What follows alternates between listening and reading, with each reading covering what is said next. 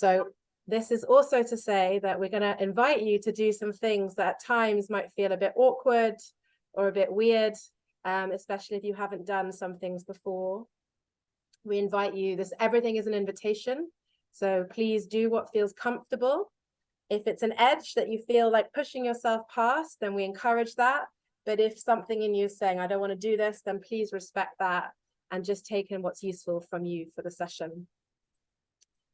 If you feel able to turn on your screens, then we really welcome that, just so that we can see you, and we can, we'll do an activity together later that is participatory. But if not, then that's entirely understandable.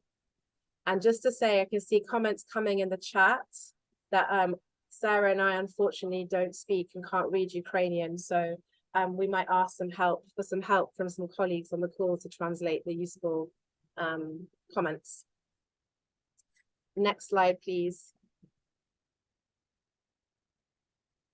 So there is the Hungarian psychologist Gabriella, who many of you may know.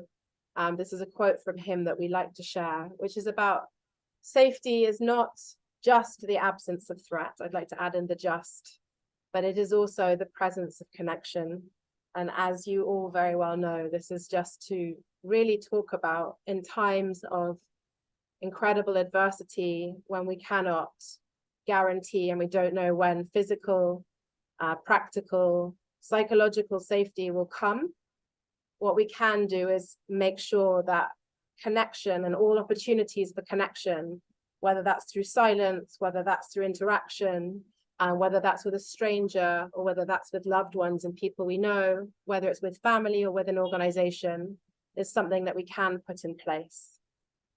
And today we're going to talk about how music, rhythm, sound are all ways in which we can facilitate a connection with ourselves, with each other, and also with something maybe more spiritual that may be more relevant to some people than others, through the connection to what sound can bring to us. A little bit about AMNA, our organization that Sarah and I are calling in from. We are an organization that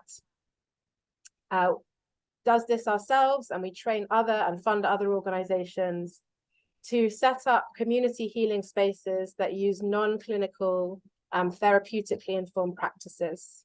So we are really working on trauma and identity informed practices, recognizing that there is no one size fits all for any person or for any community.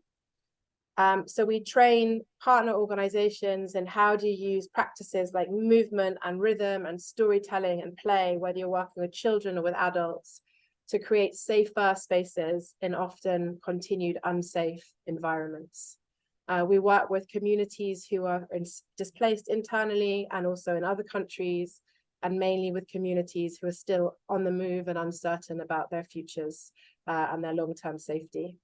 So we started in Greece, where we worked in lots of different camp and urban settings. And then a number of years ago, we took all of our learning and we developed it into this experiential training and a technical advice program supporting other organizations.